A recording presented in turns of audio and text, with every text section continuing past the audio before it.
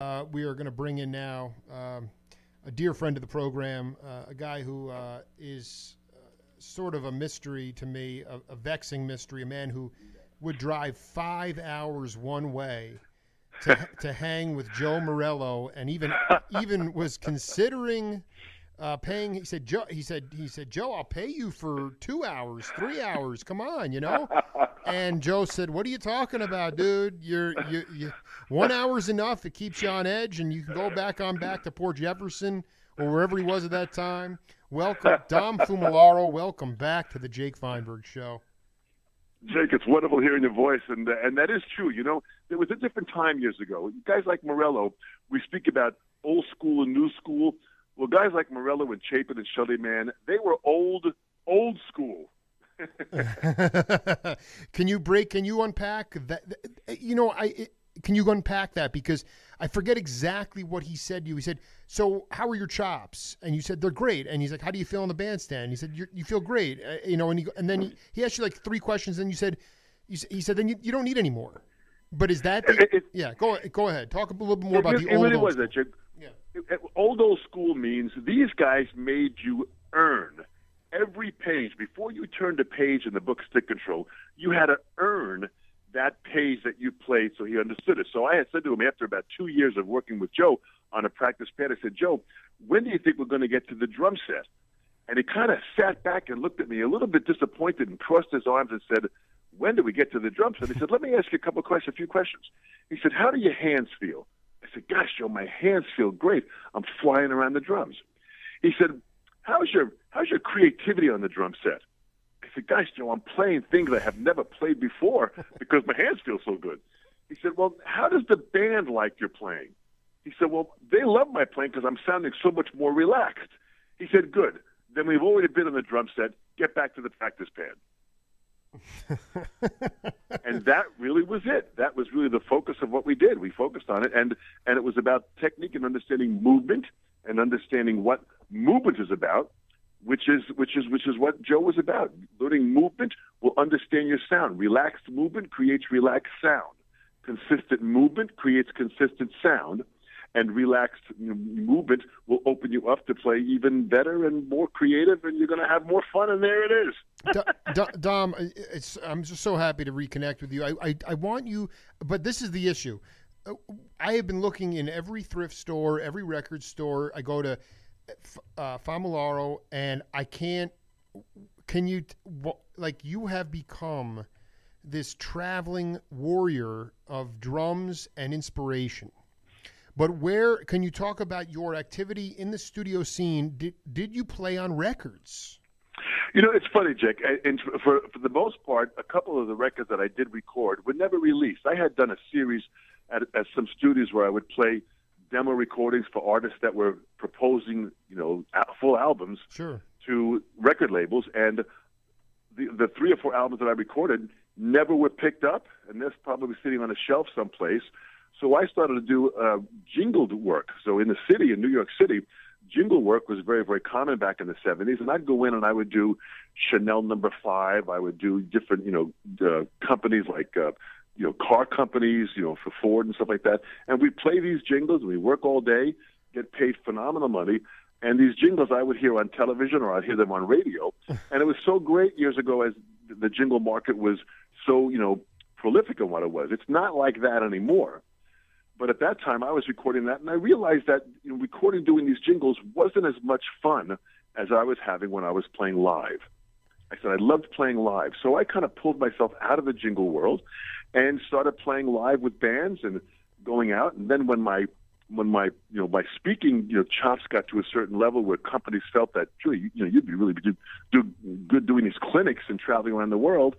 Next thing I know, I'm opening up for acts like Cotton and Simon Phillips and Louis Bellson, and I'm traveling doing these clinics. And that opened up a whole other educational world for me that's been going for the past 30 years. Okay, so but let's not gloss over. I need to know the bands, even going back to the 60s. I want to know the bands you were in. This is the live bands that you were playing in. Absolutely. Well, first of all, I had the chance, I was so honored to play with B.B. King. And B.B. King was just a phenomenal, school to learn all of music, to learn touch, feel, dynamics, the essence of blues. So that I had that chance and that opportunity, which was absolutely How did that come about? me. It was a Huntington Jazz Fest? How did that happen? No, that happened where I was endorsed for the company at Pearl Drums, and and at the time they had owned, I think they were distributing or owned Gibson, and at the time B.B. King was playing some Gibson, so they needed some session guys to back up B.B. King. They called me up. They called up the bass player and a whole band. We had probably about maybe an 8 or 9 piece band.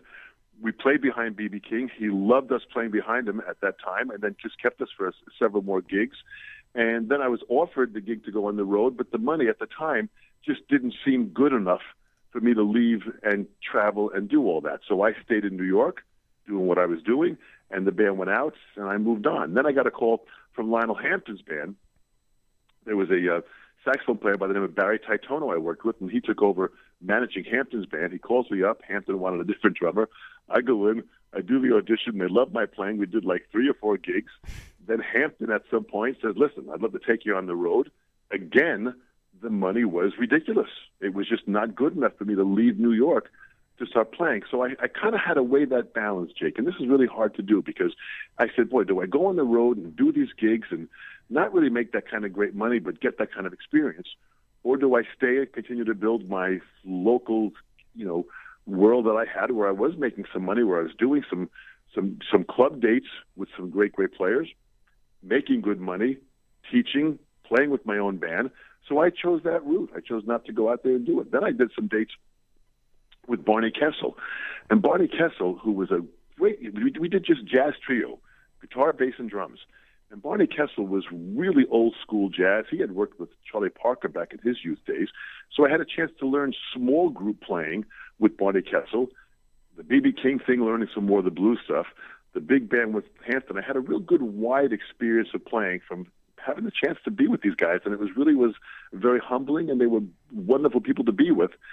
It's just that the money wasn't that good for me to commit to it, to take myself out of what the money I was making here in the New York area to go and travel and do what I was doing with them. Talking to Dom Famularo here on the Jake Feinberg Show live on Power Talk. I'm going to ask you as simple as possible. Please tell me about what David Garibaldi means to you and what his impact and imprint has been in the lexicon of rhythm. Well, I'll tell you a few different things. The fact that, number one, I'll fill you in where he's at, and the fact that I actually spoke to David, and I'll fill you into where he is right now. Please. I met David in 1976, and he was playing a drum clinic, an educational class at the Dick Grove Workshop in California, and he was, of course, playing with Tower Power. And what I loved about Garibaldi was kind of like the same thing I loved about Steve Gadd, that these guys were rudimental, players. They understood rhythm and mixed sticking patterns, and they played them in such a comfortable, smooth way that it was an exciting way to hear drums played. Instead of just playing regular eighth notes on the hi-hat, these guys played mixed sticking patterns that really kind of opened up the independence and contemporariness of where drum set was going. So when I heard Garibaldi with the band, then I had the chance to sit in a class with him. He just blew me away with how articulate he was, how well he explained everything, and just what a nice guy he was. So we hit it off. We became friends. I've known David for the past literally over 40 years now. And he's been at my house. He's come by. We've worked on patterns together. We've worked on foot technique together. He really is such an incredible continuation of being a student of the art form. And I speak to David probably once or twice a month in the Global Travels. We've done tons of clinics together. And he's mentioned me in most of his books because of suggestions that he wanted when he sent a book to me to edit it and look at it. So David has been, an inspiration at such a high level to me as a person, as a player, as an educator, just an all-in-out beautiful guy. And what happened to him recently, when I had heard the news, I contacted his family, and he got hit kind of in the face from this train, and then was thrown off from it. So he's got some facial, damage with his eye socket and just his a little bit of his jaw and a couple of broken ribs. So I think David's going to pull out of this thing really fine. The bass player, I think, got a little bit more of a hit when the train hit them. And where they are at Yoshi's, walking across that track, it's a very common place that many people walk across the track at that point to go back and forth in that area. So it's a very common walkable area across the tracks. And David, continues. When I spoke to him, he just said, I'm going to be fine, and he'll be back in action. He'll be back in that seat with Tower Power, and he's going to come back stronger than ever. Yeah, I love the Cats. I mean, I've never met him in person. 99% of the Cats I've actually never actually physically met, but he's, I took him by surprise a few years ago when I wanted to interview him, and really, he was talking about playing with Harvey Hughes in Oakland, just working on patterns. I just had Carmen and Torre, the drummer, on before, and he was talking about, I was asking about Garibaldi, and he was talking about he was not playing straight eighth notes, and you use this term mixed sticking patterns. Can you talk about how that can, for a listener, how that can expand consciousness? Because to me, that is I interviewed, Richard Quintanal, the drummer? Richard Quintanal? No. Okay, well, he's he played with Don Ellis, played with some Bay Area bands, and was very close to Garibaldi, now back in Connecticut. And he was just talking about Gregorico from Sly Stone, and the idea that he was that Richard was a jazz, he was into jazz, and he didn't take pop or rock music all that seriously. But then when he saw Gregorico play with Sly Stone, he couldn't believe, and I think it had to do with this mixed sticking pattern. And I want you to riff on that. Right. I want you to talk about that as a technique, and also how it can really sonically open the music.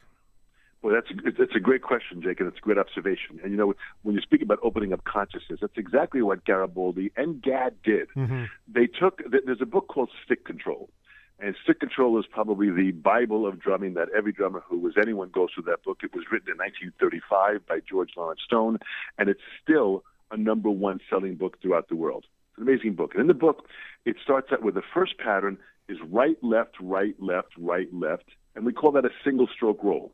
So that right, left, right, left, right, left is repeated, and you practice that. Number 2 is left, right, left, right, left, right. It's just the same pattern, but it starts with your left hand. Mm-hmm. Number 3 are double strokes, where you're playing right, right, left, left, right, right, left, left, a double stroke roll. Number 4 is the same pattern starting with your left hand, so now you're playing left, left, right, right, left, left, right, right. And number 5 goes into what's called a single paradiddle, which is a right, left, right, right, left, right, left, left pattern, which is a combination of the first 1 and 2 and 3 and 4.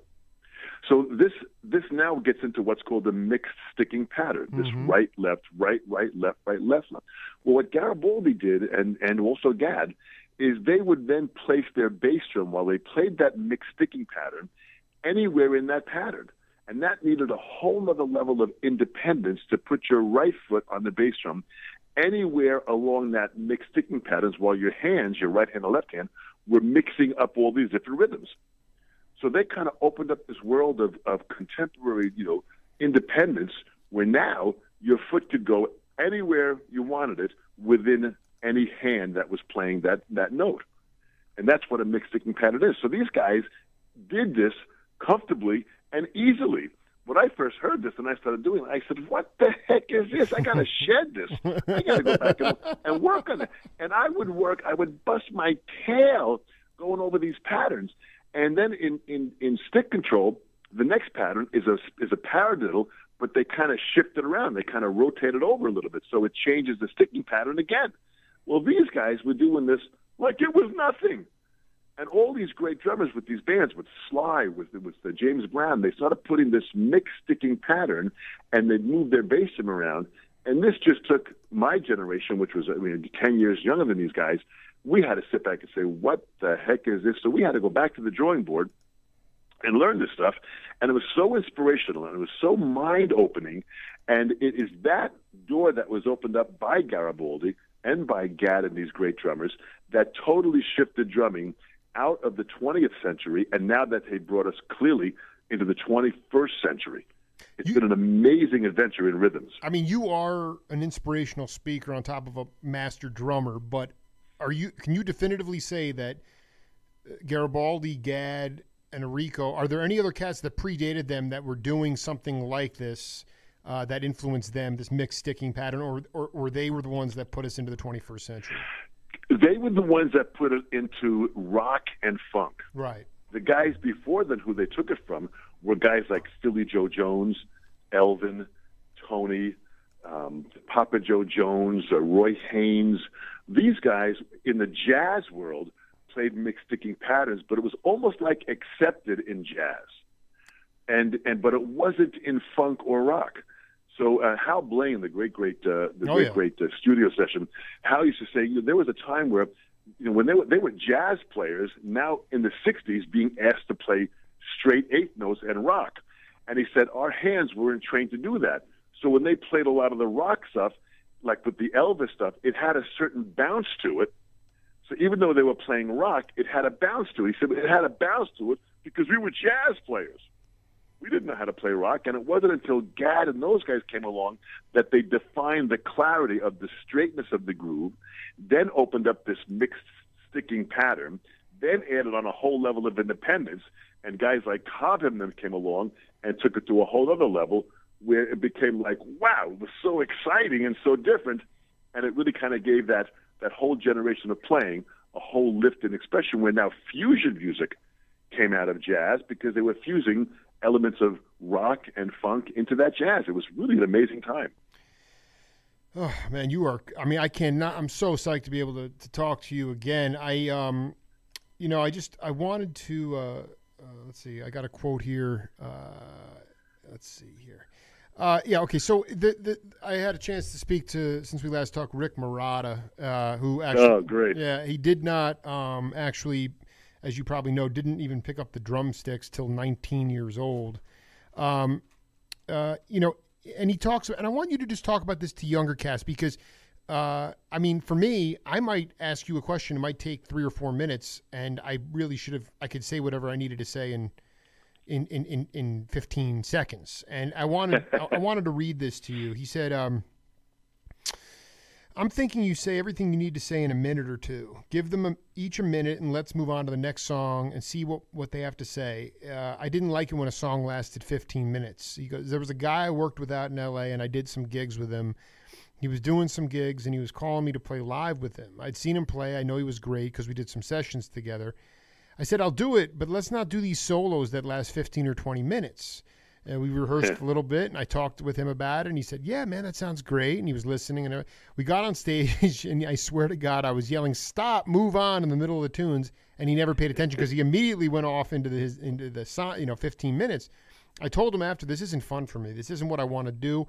I don't want to go see a guy slamming cymbals, throwing sticks at the kit for 20 minutes on one song.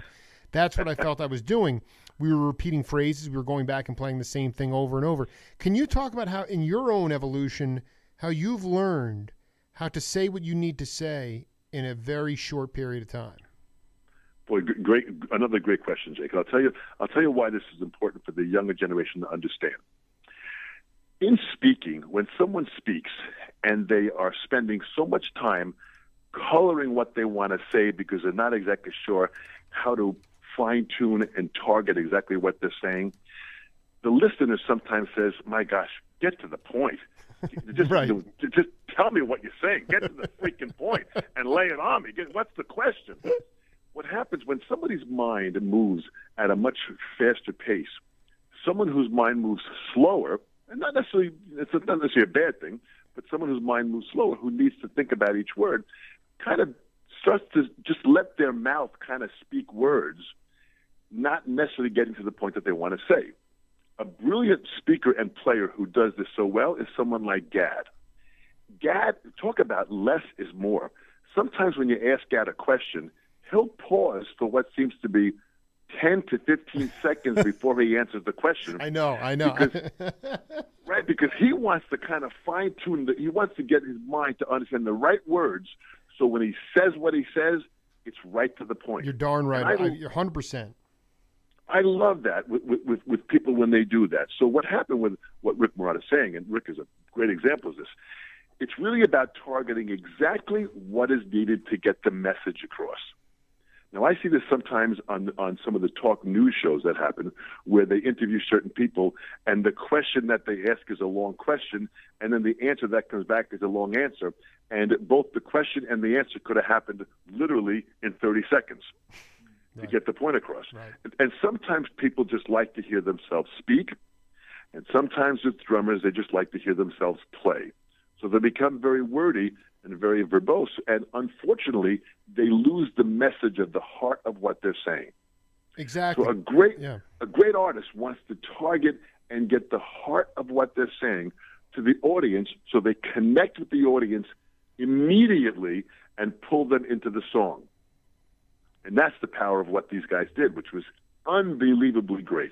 You know, I think this is important for you. I mean, because what Rick was also saying was that, you know, ultimately, you know, I love certain people that can improvise forever, but a lot of times if you're doing it too long, you wind up repeating phrases. You're not really creating any new vocabulary. Was there a time, I mean, I remember I talk to my peers now more than ever before, and they talk about, you know, playing a riff on their guitar and everybody's went wild, and then when they came back around again, they played the same exact riff, and the drummer looked at him and said, "What the F are you doing? Stop playing the same damn thing over again." Can you talk about how you learned? I mean, you are a public speaker. You are verbose. I could sit here and just tee it up for you, and you're going to go on a 5-minute riff and not repeat yourself once and go off and make like 4 or 5 prescient points. But on the bandstand, did you ever get that treatment where it was like, what are you playing that again? You just played it. Why are you playing it again? Absolutely. In the early days, you know, in the experimental days where we're really discovering ourselves, and this is where maturity comes in, this is where age comes in, like in anything, even in a relationship. How does a relationship work better? When you get a little bit more mature and you've been through the ropes with some of the relationships and some of the playing, you get to learn it better. Absolutely. So in playing, sometimes you have to play certain things, and sometimes you have to overplay in the early days so you can find out and go back and listen and say, boy, I really could have said that better, shorter. And I learned that with even public speaking. If I'm in front of a crowd, I don't want to abuse or waste any of their time by throwing in any extra words. For example, like if you listen to speakers on television, and you don't do this, which I'm so amazed at, is the word that comes in with many of these professional speakers. I hear this with professional speakers on news shows, on TV. These are professional speakers who went to school, and the amount of and the amount of extra words that they use, it's so mind-boggling that they just abuse our time as listeners. Right. So in the music industry, for any instrument, when you go up there, just to play exactly what is needed. Carlos Santana does that so well. Steve Lukather does that so well as guitar players. They just play the exact note you need, and when it hits you emotionally, you understand that that's all they needed. Eric Clapton does it great. These guys who just, B.B. King had done it great. Of course, guys like Barney Kessel, when I was with him, he would play sometimes a jazz line and play like just a few notes, and he would lift, the audience would get excited because those few notes was exactly what they needed to hear to connect to the music he was playing, and it lifted the audience up. This is huge when that happens. Exactly. So I'm just like the idea. I mean, this is to me cathartic because you don't see this. I don't see it in Tucson in a live musical setting. I mean, I bring up this cat Quintanall again. He was in Don Ellis's band, and Ralph Humphrey was was one of the drummers. He said that Don, at one point, this is like 69, 70, again, very experimental times, he had 3 trap sets and percussion on the stage at the same time. Absolutely. And this is the point, and here's the point, is that it was so inspirational for people, and it was so well done. George Duke was in the band on keyboards. He had 3 drummers. Yeah. Okay, but people would get up at the end and clap and applaud. They'd cheer. They were so inspired by it, and it's like, to me, it's like I understand that there's cost issues going on, but why was there this propensity, this deep searching for rhythm, for need, for sonic expansion? You had all this Harry Partch, and you had Don Ellis, and you had Frank Zappa, you had Odd Meter, and now it's just, we're just playing a trap set. I mean, there's this one drummer. Where did the double drums and the expansion of rhythm, why was that so intoxicating when you were coming up? And is it just because of our over-reliance on electronics now that we don't have multiple drums kits on the stage anymore. You know, that's an interesting point because there were many bands, the Dooley Brothers, Stuff, that had two drummers. Joe Cocker, Mad Dogs. Absolutely. And they had two drummers in there. And part of it was there's something primal about rhythm. There's something primal that can take an audience when drummers are playing, and the fundamental rhythm. Gene Krupa did this so well when he played his tom-tom pattern on Sing, Sing, Sing. He brought the animal characteristics out of the people to want to dance and jump and go crazy just from a floor tom, pseudo-African sound beat rhythm in this jazz song, and drove the people crazy. And that opened up a whole other world of different, patterns and rhythms that drummers can play.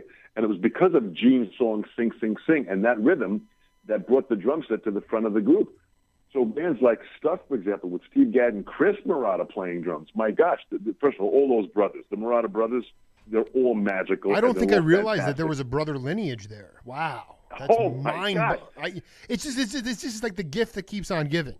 It's just absolutely. Anyway, go ahead. I don't want to cut you off. I don't want to. Yeah, go ahead. If you can get them on the show, get the Murata brothers on the show, you'll be blown away by just the legacy of what they've recorded, what they've done, and what. Oh my gosh, those guys are endless. But this double drum thing, what happened with it created a feel that people could not sit still. They couldn't sit still because but what takes with two drummers is it takes a tremendous amount of respect and listening ability to hear what not to play so you don't step on the other guy, but you compliment the other guy. And that's what a lot of these bands did. The Doobie Brothers did it so well, as the Grateful Dead, and as did Gadd and Chris. These guys were able to play, and they sounded like one rhythm with two drummers that just elevated the feeling of the room at that moment and lifted people to inspire them to aspire. And that really is the ultimate of what music can do. It's very well stated. I also wanted you to talk about Booker T came out with an album called Universal Language in the late 70s, but music we're in this sort of innocuous time. Some people are petrified, some people are liberated, some people have confidence, some people are worried. Ultimately, Dom, it's I interviewed Ted Nugent for an hour and a half yesterday. And so putting aside all the political views, whatever you think, you know what he was talking about? Going to Baker's Keyboard Lounge and watching and being in awe of Yusef Lateef and Sun Ra, and being on the road playing bass with Bo Diddley. You talked about B.B. King before. I interviewed Dee Dee Bridgewater this week, and she was crying talking about her relationship with B.B. Okay, the point is that, this is how important is human interaction in music in the 21st century. How paramount is it, as everything today, business, so much of what we do.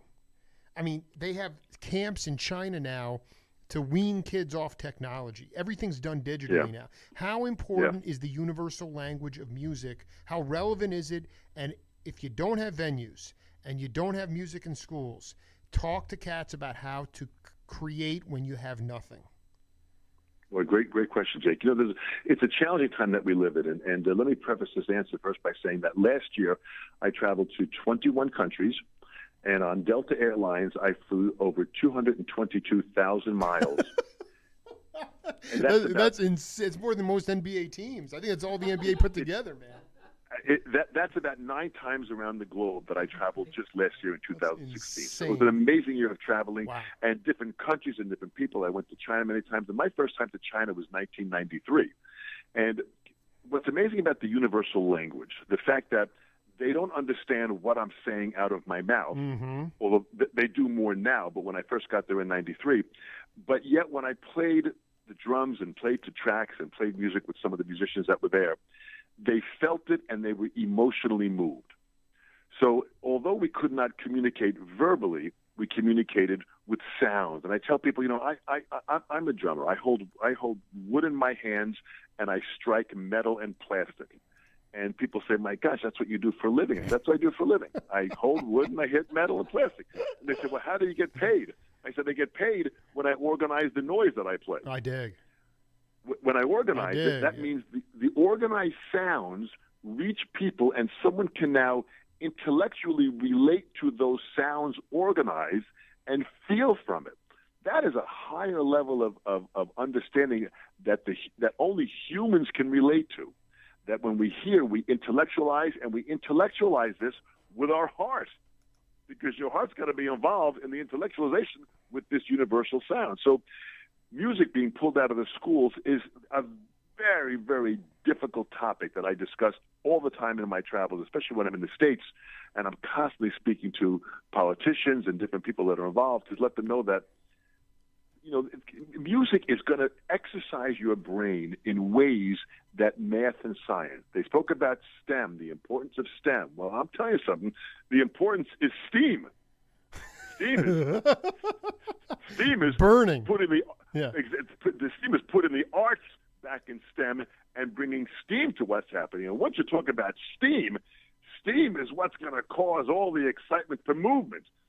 So the arts have to be put into the young kids' education, because this is what's going to give them confidence and love and understanding and humanity and sensitivity and compassion. These are all the words that we have to have this young generation be aware of, for them to understand the balance of when you make a decision, any decision in any field, you need the balance of all of your areas of life to give you the best ability to make that choice.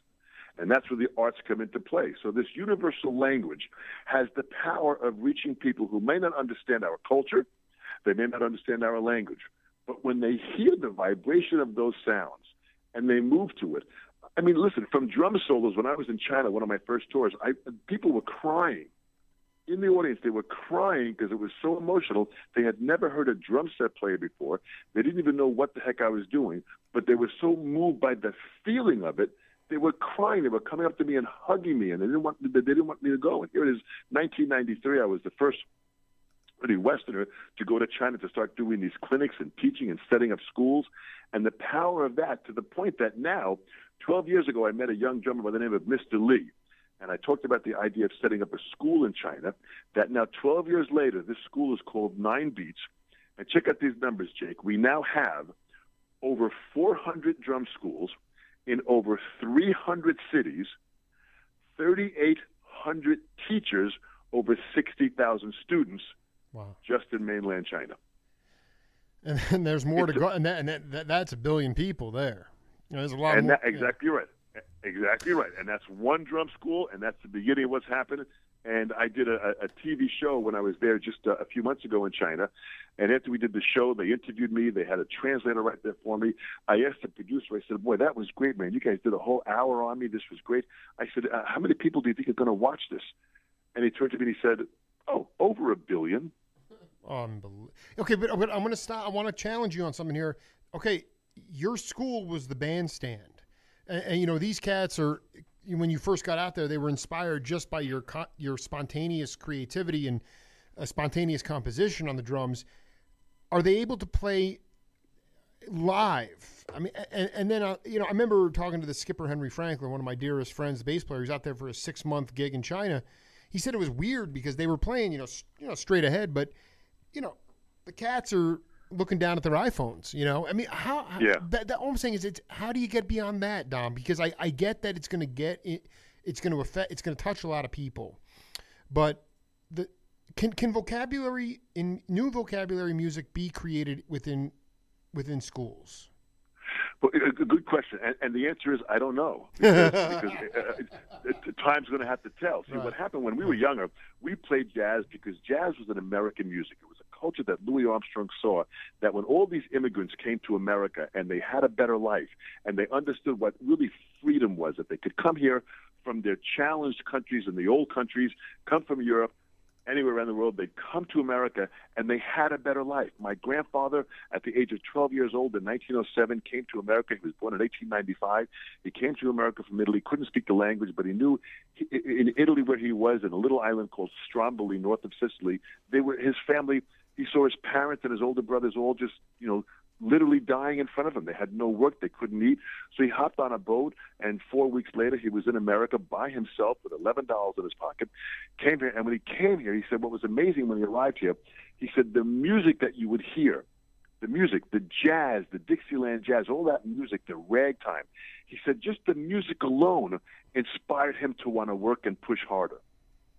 So he said they would listen to music in the evening, so it would inspire them to wake up early the next morning to push harder in their lives to make more money and to survive. Well, he did. He came here, eventually made enough money to bring his brothers and his parents back over to the country. My parents were then born in America. They were here. So jazz was such a part of the culture. My parents would go to listen to Frank Sinatra and Tommy Dorsey and all these great big bands. There was such great music in our household. We heard this excitement of big band and jazz. Jazz was there. So we grew up with that in our culture. In China, they didn't grow with that. So now they're hearing jazz 100 years later, and they're trying to absorb. There's a feeling there that they know feels good, but they don't understand it. So a part of that is the culture. Jazz meant freedom. And right now there's no freedom in China. They don't have that. It's a communist country. It's highly restricted. There's no Facebook. There is no Google. You can't get online. It's very, very difficult. All the online stuff is controlled by the government.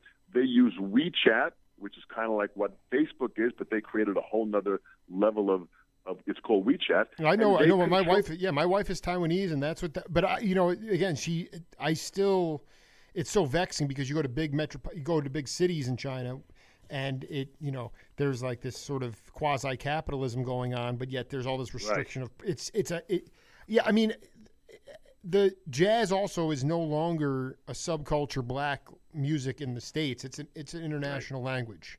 I mean, your traveling is proof of that. What is your? I mean, talk a little bit about your upcoming year. In general, what are you looking to do? You've clearly been inspiring people for a long time, but where in Dom Fumlaro's world, where do you still want to grow and expand as a either a musician or as a person? Yeah, boy, Jake. I turned 63. I'm 63 years young, and I say years young for the fact that I have no pain when I play. I've got no joint problems. I feel great. I feel I'm playing better than ever. I'm meeting musicians globally. I played with some great musicians in Italy and France, and also in China, through the U.S. So I get to meet a lot of these young kids. And now I'm the oldest one in the band when I'm playing. A lot of these kids are in their 20s and early 30s, whereas when I was a young student, I was the youngest one learning with these older guys, and now the changeover has happened. So I wrote a book years ago called The Cycle of Self-Empowerment, and I see the follow-up book to that now. And that book was about 15 years out, still selling very well. But now I've been inspired to write a book. My next book to follow that is called Owning Now. To own now, to own the moment and live in the moment. I see a lot of the young generation when I travel around the world, they're not living in the moment. They go to a concert and they're too busy recording it on their phone so they can show people later on that they were at the concert instead of being at the concert taking in great art. It's kind of like going to see the Mona Lisa and not really looking at it, just taking a picture of it when you walk by it so you can tell everybody, boy, I went to see the Mona Lisa. But they didn't stop and look at the Mona Lisa to take in the depth of Da Vinci speaking to us from his grave, 500 years ago, So the depth of, so owning now is about speaking into the depth of the moment and really understanding what that moment is. Just like as we're talking right now, Jake, and you hear my voice and I hear your voice, we are in the moment, we are in the now. There's nothing important in my life than this conversation right now in speaking to you. When the conversation ends and you go on to your next guest and I go on to my next student and my next adventure, then a different now happens. But to be present in that now, there's a magic and there's an energy in that moment that is so exciting and so unique. But we have to be willing to be present in that moment. So owning now is about we only own now. We don't own tomorrow. Hell, I don't even own later. We don't even know what happens. Look at what happened to Garibaldi. He's going to play with Tower Power. They're walking across the tracks like everybody else does, and bang, he gets hit, and we're in a whole other adventure. So we don't know what our next step is. So if we are more present in the moment, we can steal more value from life by being in that moment. So last year was an incredibly fast-moving year, my gosh, for me. And this year already, I'm leaving Tuesday to go to the NAMM show, this National Association of Music Merchants. It happens to be my 39th year. My first year going there was 1978. I'm going to go there again and hit it again. I'm giving lectures. I'm performing. It's going to be a blazing, roller coaster ride of musical entertainment, meeting all these different friends that I meet every year when I go to the show. When I'm back from that show, I'm home for 2 days. Then I'm off to Hong Kong. There's a drum school opening up in Hong Kong. They want me to be there as the featured guest to go there and do some playing and play with a couple of musicians that are there, do some teaching, some master classes. From Hong Kong, I'm there in 5 days. I fly back to New York. Already the year is starting and cranking up harder than ever. So I want to get this book Owning Now out. I've got 4 or 5 more drumming method books that I see as I travel around the world that are methods of ideas that I begin to see a lot of young students ask questions about. So when they start to ask questions about specific things in drumming, I begin to see there's a need for someone to explain that better. So I begin to put a book together and write it out. So I still see at 63, there's no retirement. There's no retirement. What I call it, instead of retiring, I want to keep on reinventing myself. Well, that's what the Jake Feinberg's show has been doing for the last 6 years, and I got to tell you, please check your inbox later. I have an intriguing proposal for you. I love you, man, and I look forward to meeting you in person because our work is not done yet. We're both into inspiration, and I got something to send you later. So check it out and get back to me. Boy, you do it so well, Jake, and I'm so impressed with what you do. Everyone that is anywhere near the sound of your voice, whether they're listening or whether they get a chance to speak to you, you inspire people, you open up their minds, and you're serving a purpose with a purpose-filled life by grabbing the art of this musical adventure that we're all on, and you're bringing us all together, Jake, which is absolutely incredible. Thank you so much. And I'm going to be in Arizona, actually, with Billy Cobham. He's doing a retreat at the Mesa Arts Center. The Art of the Rhythm section. When are you going to be up there? I think it's July, the week of July 16th. Oh, we're going to have let's break out we'll get some Sonoran hot dogs and hang out, man. We're going to have a ball. I love it. No, come on by. But no, I mean, I got something I got something really cool. All I want to say is this, Chico Freeman, before you go, what he said, when you were talking about staying in the moment, marinating in the moment, Chico was down in Cuba with Dizzy, and they asked them what is jazz, and Dizzy, I'm paraphrasing, but he said, jazz is being on the bandstand and being able to completely express yourself honestly in the moment. The past is the past, the future will never come. What is happening on stage in that moment, you're able to express yourself with other people around you who are willing to allow you to completely and fully express yourself. That is the truth, and that is jazz. Anyway, beautiful. All right. Hey, listen, carry on. We'll be in touch, my friend. Thank you so much. Stay healthy in this wonderful year and keep doing what you're doing because you're making a difference. Love always, bud. Take care. Thank you so much. All right.